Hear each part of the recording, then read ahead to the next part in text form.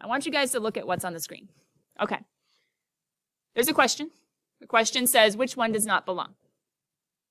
That indicates there is just one that does not belong. The question is, even though that indicates there's only one that doesn't belong, is that assumption true or not? Is there just one right answer? Is there just one right answer? I'm going to send you guys to your breakout rooms in just a second. Here's something that would be great that I usually have ready also during class for lots of reasons.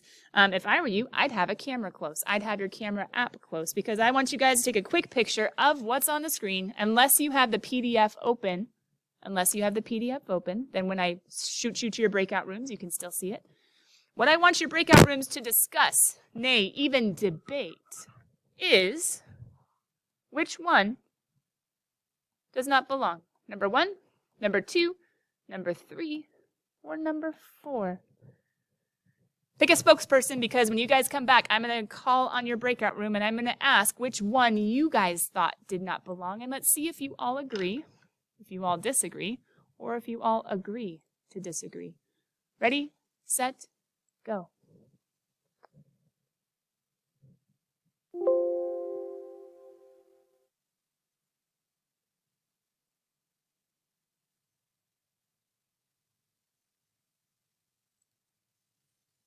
There should be some option that popped up that you guys can go ahead.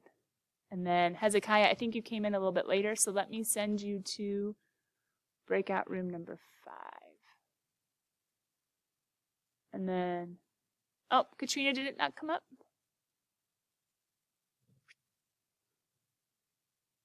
If you need me, just, oh, okay.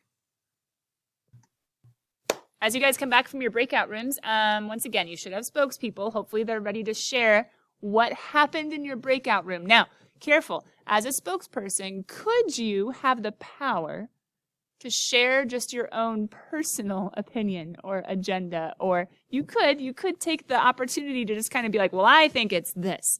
And I'm not saying you can't do that. But why don't you start with what your group thought? Now, your group could have been totally divided, or they could have been confused, or they could have been like all over the place. Just think about right now, my spokespeople. I'm just going to go in order, 1, then 2, then 3, then 4, then 5. I'm just curious what you guys discussed and which one you think doesn't belong or what your group was at least discussing. So here we go. Breakout room number 1, that was Katrina, Emily, Isaac, Jacqueline, and Sarah. Spokesperson, what do you guys think?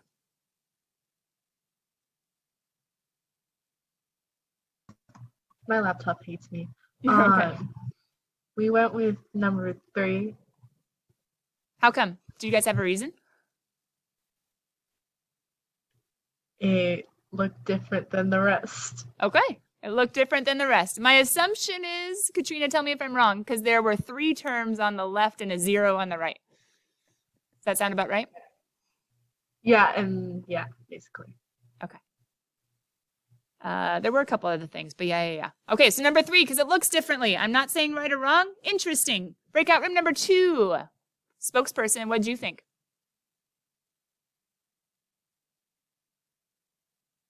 You can use Alt-A, double spacebar, or double click on your microphone. Or I think single click on your microphone.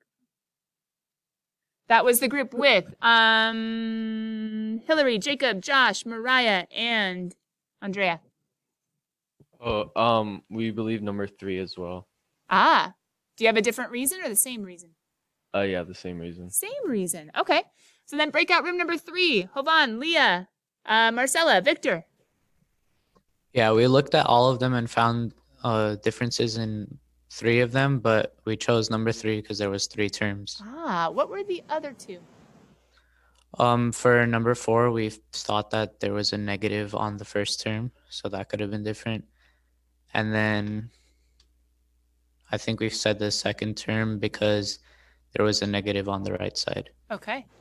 So they noticed that number 3 looked differently, but then they also noticed number 4 has a negative leading coefficient, snazzy vocab term, right? And then number 2 had a negative argument on the right-hand side. Huh. Okay. So then breakout room number 4, Ashley, Kayla, Lucas, Nico, and Sam. Our group chose number 4. Why? Because there's a negative Aha. in beginning. In that leading spot? Is that the one you guys saw? Got it. Yeah. And then breakout room number 5. Andy, Elliot, Hezi, Mariah, and Rocco.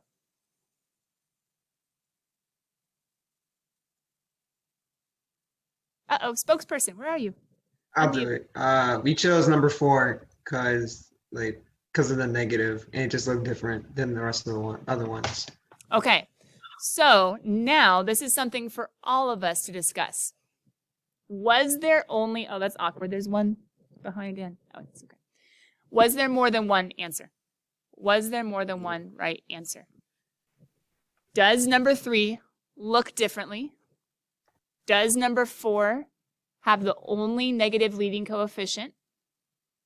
Does number 2 have the only negative number on the right-hand side? So wait, what about number 1? Could there have been an argument made for all of them? I'm not sending you to your breakout rooms. I just want to hear somebody's personal opinion. Is there an argument for number 1? What would make him not belong? I have one. Go for it, Elliot. You can't use the X method. You can only use quadratic formula for number 1. Ooh, interesting. Some of you didn't even think about that. Now, I'm not saying right or wrong. Somebody else weigh in. Is Elliot right? Is number 1 the only one that needs the quadratic formula?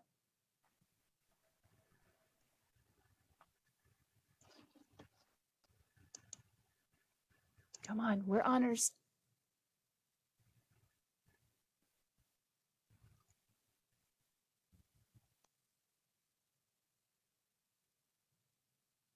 Is number 1, what he said literally was the only one that X method doesn't work. Is there another one that X method doesn't work?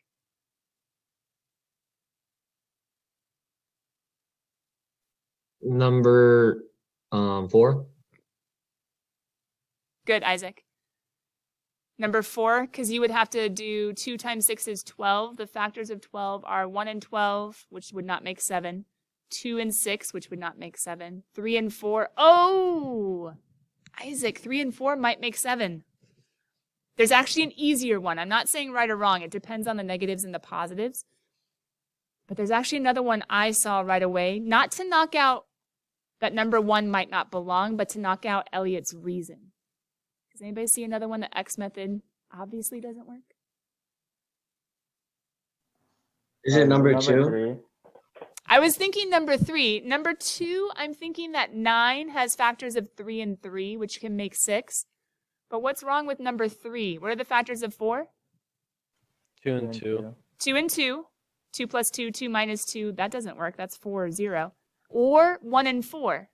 Well, that's 5 or that's 3. 3. Sorry, Elliot. 3, the X method does not work. 3, the X method does not work.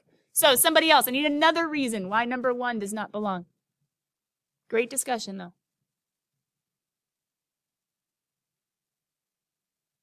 I'm not saying there are no wrong answers. I'm just saying there are multiple right answers.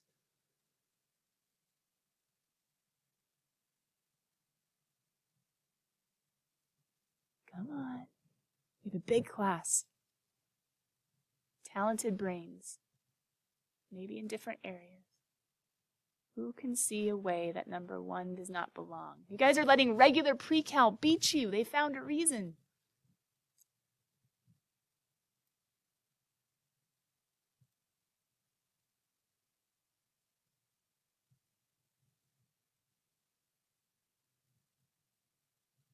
You can type it in the chat. You don't have to unmute yourself. Could it be like a simple answer? Like It what? has the greatest leading coefficient. Oh, it could be. It could be. The other ones have leading coefficients of 1 or 2, positive or negative. I'm not going to disagree with that. I see another reason, but yeah, we could take that as one. Does anybody have anything to weigh in on? Any other reasons? I'm just seeing if anyone thinks like me in regular pre-cal. But I'll take that as a reason. It does have the highest leading coefficient, so you could say it doesn't belong because of that.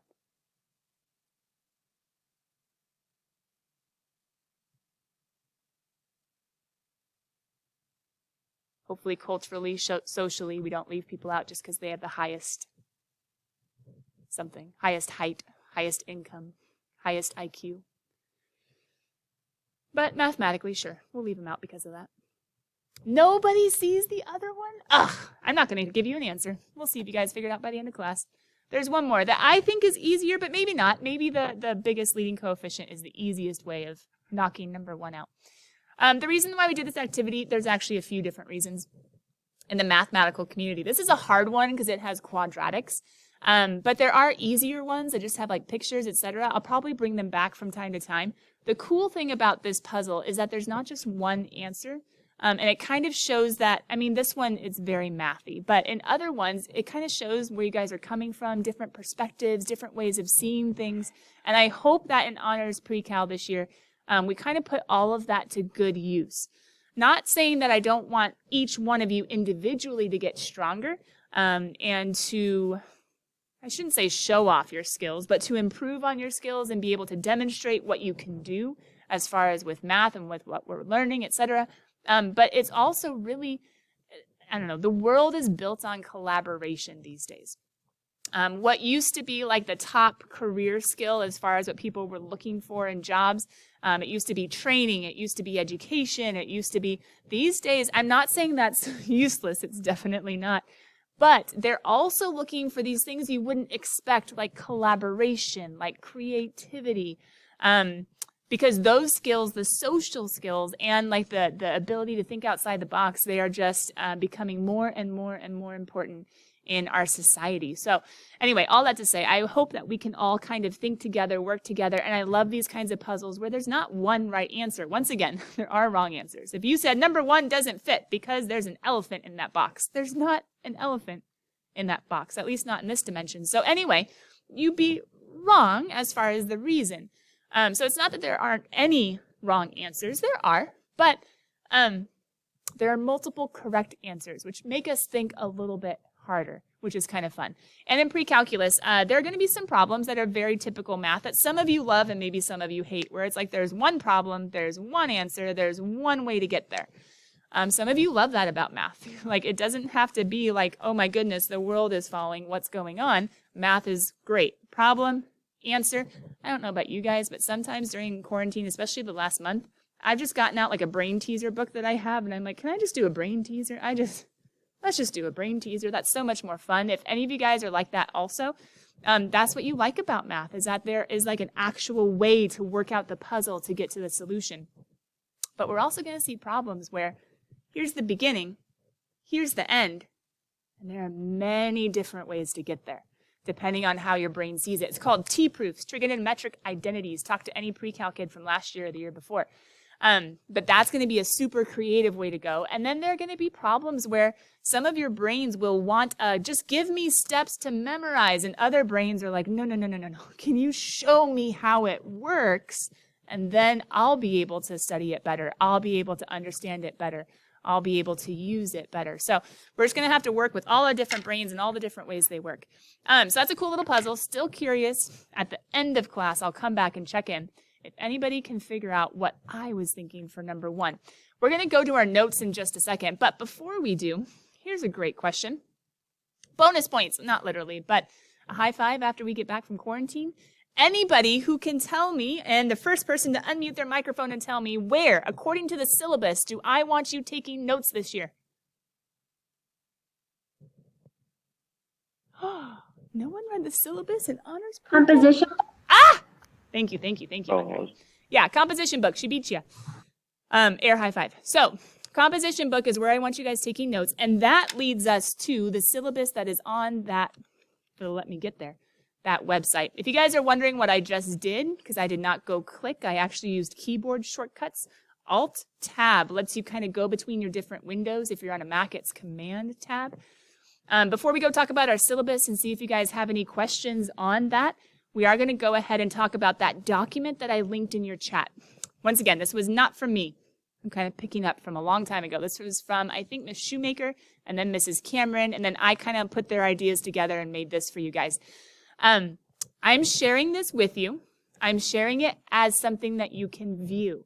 if during all of your Zoom, all of your online classes, all of your Google Classroom stuff, if anyone ever shares something with you that you can only see and you can't type on, all you have to do to make one for yourself, if you want it, is file, make a copy. And then it will literally copy the document and make it yours so you can put whatever you want on it.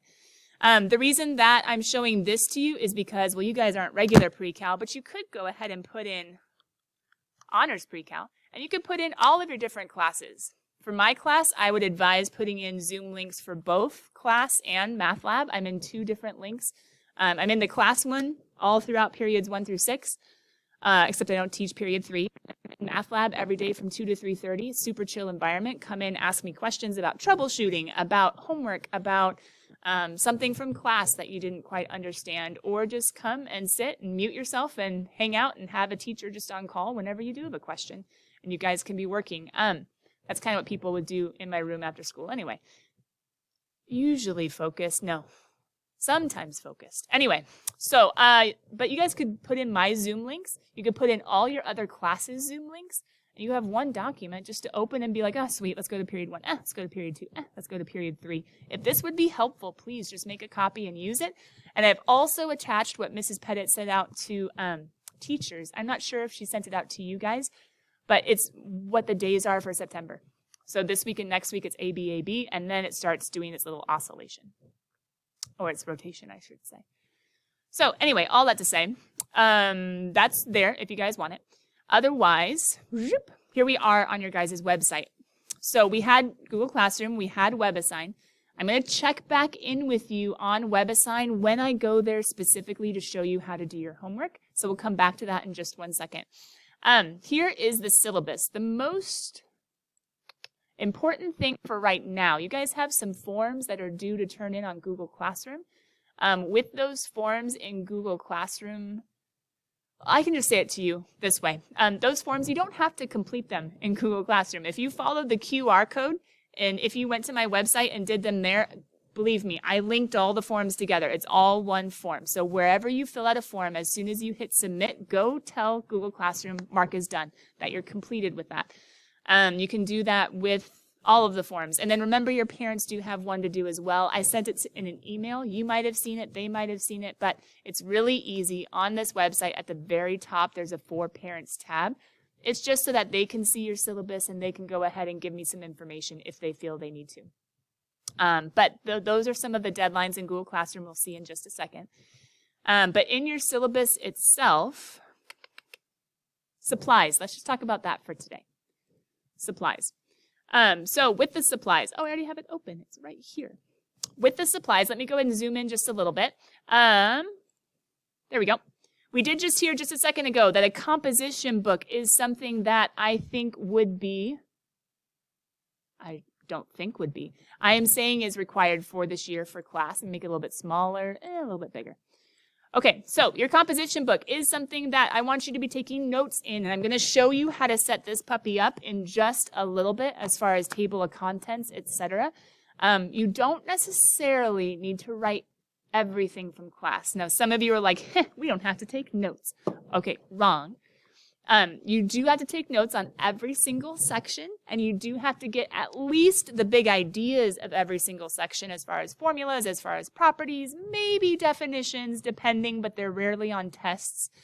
You have to get the big ideas, the big concepts, the big mathematical content, and then you also have to get as many examples as possible. Now, in your supplies, if you guys read through this, I do mention having an individual whiteboard expo marker because teachers love whiteboards. Because you can make a mistake and be like, whoops, and then just erase it real fast and change it. You guys can do the same thing as we're working out problems, especially when they get difficult. If I give you guys breakout room time, or if I have you working towards the end of class together on like a worksheet or on your homework, have a whiteboard nearby. Especially if you're not exactly sure how the work is supposed to go, because then you can kind of like not feel as stressed about needing to get it right the first time. That is not the name of the game of Honors Pre-Cal. The goal is not necessarily to get it right the first time. We want to get it right eventually for the quizzes and the tests and the times when it counts. But it's okay if we make some mistakes in between. It's okay if we kind of work our way up to whatever the content, the concept of the section is asking. So have a whiteboard nearby. I would totally suggest that. And I mean, if you don't have a whiteboard, Expo markers work on Windows, not Sharpies. Expo markers. Please don't get all of your parents mad at me. But there are multiple movies where people are just writing their math on Windows. Hey, I support as long as you wash them. If there starts to be like a film, that'd be kind of gross. Graphing calculator, you guys should know just from Mr. Grapp's class last year. If you're coming from Heritage, if not, it can be any TI, but I suggest an 84 or above because that's what I'm going to be using in class. And then you guys already know the school expectations as far as with Zoom. Now, this one we're going to look at in Google Classroom as far as scanning your homework. I'm not sure if he did that with Mr. Grapp last year because once we went online, we were kind of all in different places. He even moved early, huh? But we'll talk about this, and I actually have a link to a great short YouTube tutorial about how to use your iPhone to get PDFs super fast, super easy. But you can also get different apps, different downloads on Androids and other devices also. And then, homework spiral. That's going to be important because you have your first homework tonight. So homework spiral, that's something that you would have even if you were like physically here in front of me. Because I want your composition book to be nice and sturdy for your notes. And then I want you to do your homework in a spiral. It can be a little one. It's fine. You might have to get a couple for the year, but that's all right. Those tend to fall apart very easily too. I want you to keep it in there. We're not going to be tearing it out and turning it in. You're just going to keep it there so it can be neat. It can be organized. It can be all in one place. For this online time, you're going to be doing things like work for quizzes and tests in the spiral notebook also, keeping track of work. Think about it this way. In math, you want your teacher to see your work because you hope there's partial credit, okay? So just think about it that way if you're like, oh, I have to show my work. Well, number one, math as a discipline is really about finding truth and being able to justify it. And well, if you say something is true, but you have no justification, who's going to believe you?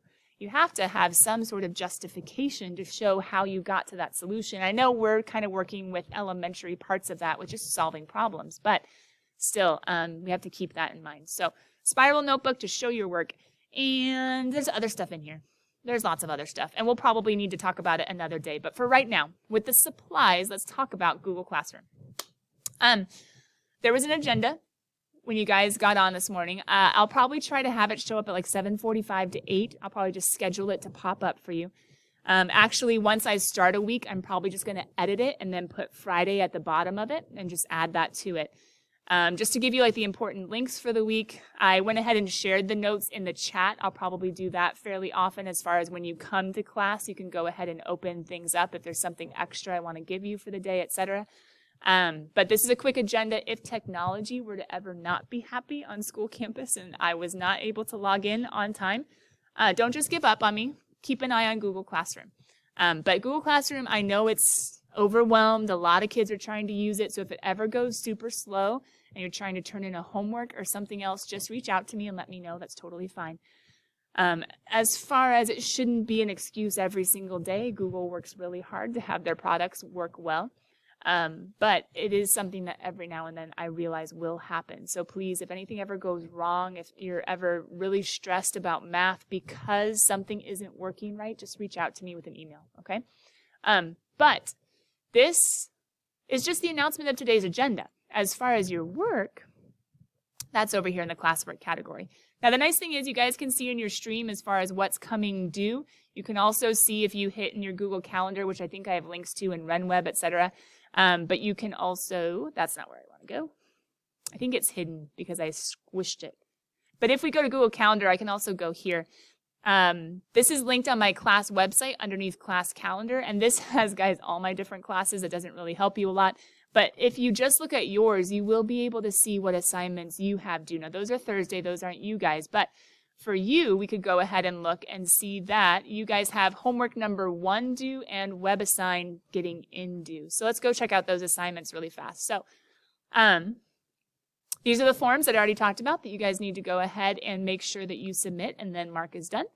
WebAssign class join, we talked about that just a little bit at the beginning of class. If you're having issues or if you need that white paper code because you weren't here on Monday, I have it for you, that purchase code. And you could email me. Remember, getting you that full access instead of that trial. But homework number 1 is way down here somewhere. Now, you guys, my screen looks way different because I have all these drafts. You guys just have what's due. So this should have popped up for you guys this morning at 8 a.m., I believe.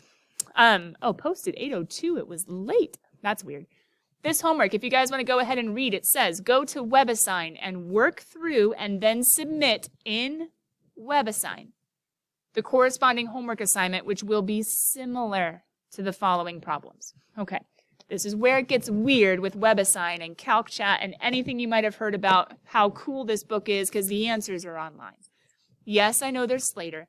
Yes, I know our book literally has a source or a resource called CalcChat that has all the solutions worked out for all the odds. We'll learn that they're not perfect. We'll learn some of them literally are wrong. Most of them are right, but they love to skip steps. And they love to be like, haha, there you go, there's the answer. And you're like, wait, what? How? And not really understand. So CalcChat, even though it was helpful, it still will be in some ways. It just won't be as helpful. And here's why. Let me go ahead and let me finish what's here, and then let me go to WebAssign. So those of you that logged into WebAssign, we're going there next. At the very end of this, once you do submit the WebAssign homework, which we'll see in just a second, that does correspond and is similar to the book. Okay, you're doing the WebAssign. It's similar to the book. You're not doing both assignments. You're just doing WebAssign, but you can look at the book for the same type of problem. You can look to the book's answers, Slater's answers, CalcChat's answers for a similar process. After you submit that WebAssign, you do need to come back to Google Classroom and attach a PDF scan of the work that you did. Okay, so WebAssign steals your answers, and this is where your work goes. And in order to attach a scan, you just have to be able to get your work into a PDF. So there are apps for that. And then I use the iPhone Notes app because it's way easier and it doesn't take up a lot of space on my phone as far as where the PDFs are stored. And here's a quick little easy tutorial. But once again, pop into MathLab if you're having issues. So let's go look at WebAssign. WebAssign, boop. This is my view. Let's go look at your view though. I think it was this morning that homework number 1 popped up in WebAssign. I'm going to go to my student view. When I go to my student view, if you are not here in the States, if you did not get your textbook from me, no stress. Well, email me to get your special purchase access code worth like $100 because these college people like to charge a lot of money for things like this. But you have an ebook right here. And so I'm going to go ahead and hopefully that pops it out in a new tab. Okay, we're going to go look at that ebook in just a second. It's the same thing as the textbook in front of you, which has these similar problems in it.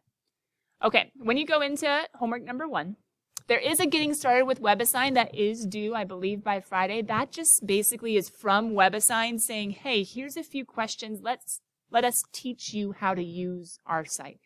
So it shouldn't be super hard. It should be fairly fast, but it's teaching you how to type in math, how to make things look a certain way, etc. But this is the first homework for pre-cal. So this first homework, let me open the student view again. There we go. Awkward pause.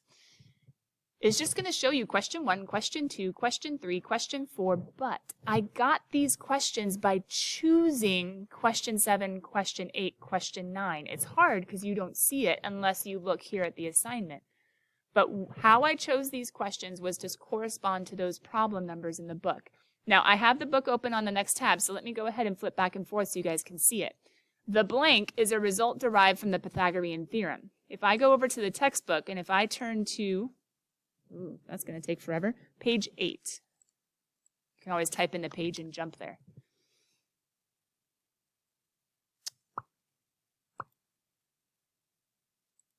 Well, it's going to take a while to load. I'll read it because I have it in front of me. Do you guys trust me? Question number 7. Oh, no, question number 3. Sorry. Question number 3 says, the blank blank is a result derived from the Pythagorean theorem. Oh my goodness, that was the exact same question. But this one, I forgot I need to change that assignment. I added something because I thought it was super important from class. So we're going to add question number 3. Apologies. Now it's good. Okay. But let's look at number 7. So now question number 3 was the exact same. That's my bad because I added it this year. But the next one, number 2, is supposed to correspond to number 7. Ready? Listen to what I read from the book. The point is located 3 units to the left of the y-axis and 4 units above. Oh, I get it. They're changing the 2 on the left and the 6 and below. Like, it's the exact same question, but they're changing, like, the numbers just a little bit. So here's the idea. You can use the book. Don't solve all these problems necessarily, but you can use the answers in the back. You can use CalcChat. You can use Slater. You can use all those cool solutions to show you how to answer this question if you're stuck. So that's kind of the idea. The idea is, and it's just because we need to have this e-textbook option. Colleges use WebAssign a lot, so I'm teaching you how to use it now. If you want to go into any STEM, you're going to have to do like physics and calculus. You're going to be using these programs in college. It's going to be really helpful for you guys and for me. And if you ever get stuck, they have like little tutorials. They have the book right there that they can pop over and you can look in the section. You can actually even just like ask me. You can look at notes that you've taken. Anyway. There's a lot of resources, especially this Watch It if you need help, that is going to be cool for you guys to use. I just needed you to see it's not the exact same thing. So what are you supposed to do? WebAssign. What is it similar to? And it might help sometimes if you look at the books, the ones that are actually in your textbook. Okay? Let me pause real fast. Do you guys have any questions? Because we're about to go over to notes and to cover section 1. It only takes 3 slides. But do you guys have any questions about the homework assignment from the textbook using WebAssign that you want to ask? Feel free. Unmute yourself. Anything about WebAssign or the Google Classroom assignment? The Google Classroom assignment and the WebAssign are the same thing, right? But it's just the questions from the WebAssign are just numbered differently, right? Yeah. Well, they're numbered differently, but then if you were listening to me read it from the book, the actual, let me show you. Here we go. The book said something like 5 and WebAssign says 2. Does that make sense? Yeah, like they're numbered differently. Right. And then this one, oh, I thought you meant like 1 and 2 and 3. Yeah. They're numbered differently this way and this way. And then there was one more thing. I think the book said above and this said below. So it could even change like a little bit as far as like the positive or the negative. Does that make sense? Yeah, it's like the same material, but just like different. Yeah. questions. Yeah. And that's why it's one of those, like, if you're doing WebAssign and you get stuck, just go to the book number that's just like it. And you can look up Slater, you can look up CalcChat, and you can see like how they solve that problem. And it should give you enough information if the Watch It tutorial doesn't, and if we don't go over it in class. But anyway, I just wanted you to notice, like, don't just get your textbook, open it, and solve that. Does that make sense? It's going to be a little different. Miss Stewart, I have Yeah. a question. Are we required to have a composition book, or can we just use a normal notebook to put our notes in? Well, I understand why you're asking that. Your homework can go in a normal notebook. Believe me, I have a reason why this needs to be composition book. If you want to come by to Math Lab, I can totally explain it to you, Elliot. But long story short, this is more durable. This fits in the bookshelf way easier. This goes to college way easier. And this only talks or has one subject at a time, as opposed to some of you guys that get like the 5 subject ones. Those things are a mess. They like ruined my college notes. So yeah, there are a lot of reasons why. So I say composition book for notes, but notes for today, just take it on a piece of paper. No big deal. And you can go ahead and, copy it into your composition book when you get it. And with that, as we're getting ready to take our notes, which is going to be now, I'm going to show you guys how to set up your composition book because you need to make a table of contents. If you have it, that's great. If you don't, you can access what I'm about to do at any time. After class, well, I should say by the end of the day of when we've had class. In that, yes, I'm going to post the video just right here on week 1. I'm going to add the video to today's class. I'm going to add the video to Friday's class. You guys can come access it if you ever need it. But I'm also going to upload right here to your student folder, right underneath class resources, right towards the top. We'll talk about tutoring hours another day. I'm going to upload the PDFs of notes that have been filled in, that have the work that we've done in class. So if you guys are ever absent, or like today, if you don't have a composition book, you might just listen. That's fine. And then you can get to the notes at another time and you can go ahead and copy them down. All right, any other quick questions? Okay, if you guys are, you're going to probably, after classes are done today, be problem solving, troubleshooting, trying to get into WebAssign. If you have any issues, just make sure you're trying it sometime between 2 and 3:30. That way you can pop into Math Lab and ask me any questions if you're getting stuck. You don't have to come and stay. You can pop in, you can pop out at any point in time, and I'll try to answer anything I can. You can also email me, but man, with anything tech, it's way easier just to have like a live version of you and just to talk it out. So, composition book, here we go.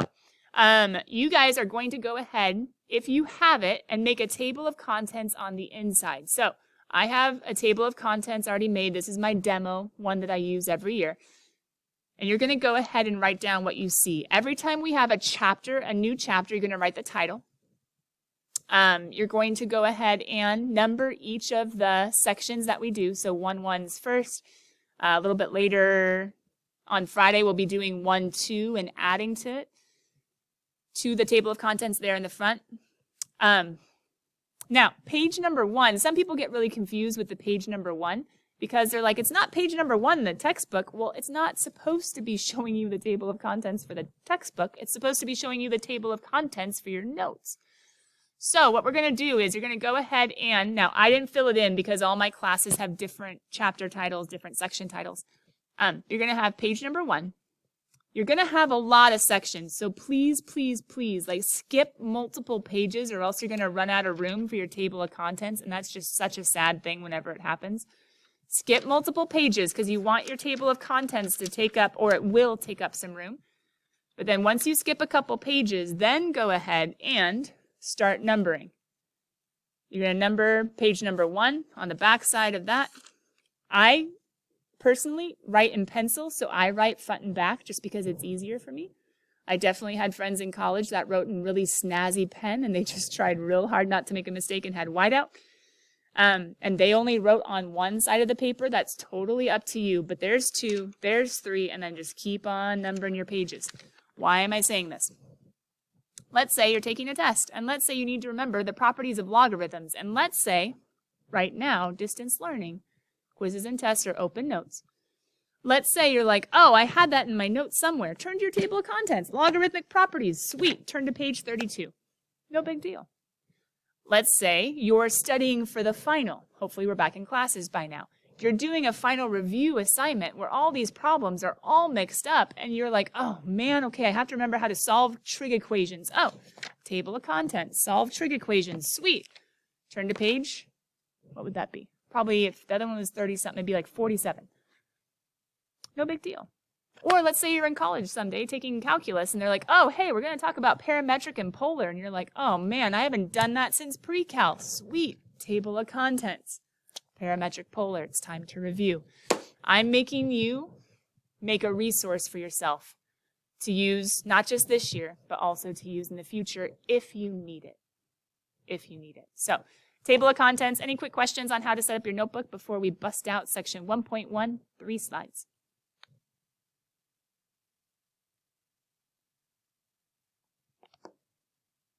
Okay. Then I am going to go ahead and the nice thing is once you guys have chapter 1, which you guys can shorten chapter to be like CH. You could do rectangular, RECT. Just make sure you can understand it. Okay. And I can understand it if we get back to in-person classes. I collect these guys every single test day and I make sure that you're keeping it organized and up to date. But you can always grab the section title right here from the first section of notes. Or any new section. I shouldn't just say the first. So section 1.1, rectangular coordinates. I'm going to move my little picture way over here so it's not in the way of anything.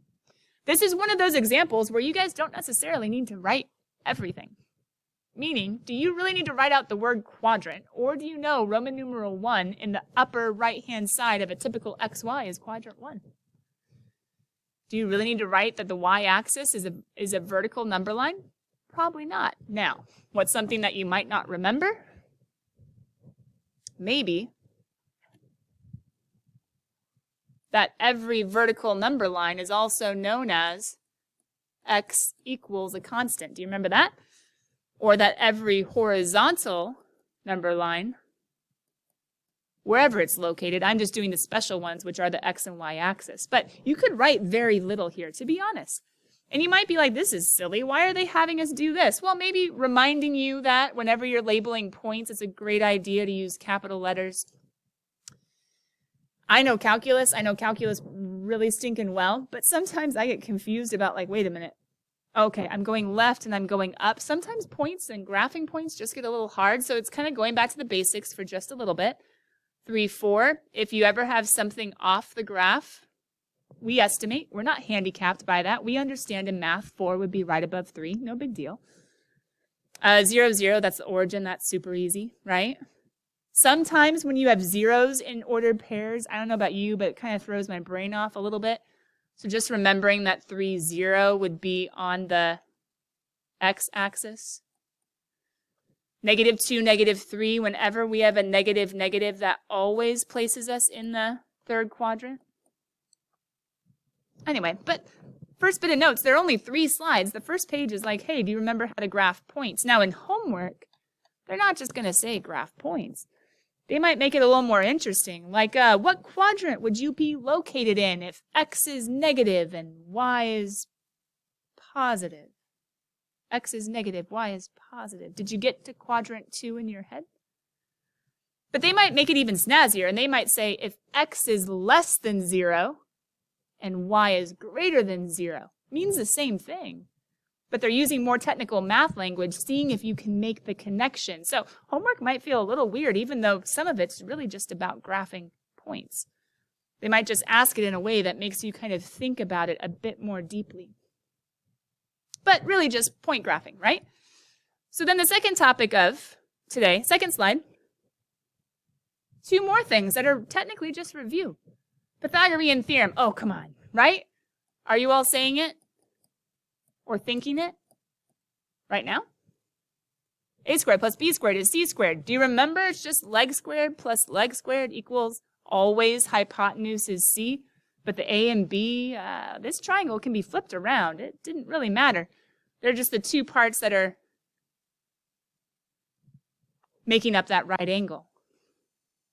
Okay, Pythagorean theorem, that's easy, right? But why is the distance formula right underneath Pythagorean theorem? It's as though there's like some sort of connection between the 2. Or maybe you didn't think that way. Maybe you were just like, it's just another random topic. It's a math book. They just kind of randomly throw things out of there. Well, distance formula. Maybe some of you guys are thinking that there was this long, drawn-out square root. I don't know, there's minuses and there's squares and there's weird stuff. And it might have been kind of hard for you to remember.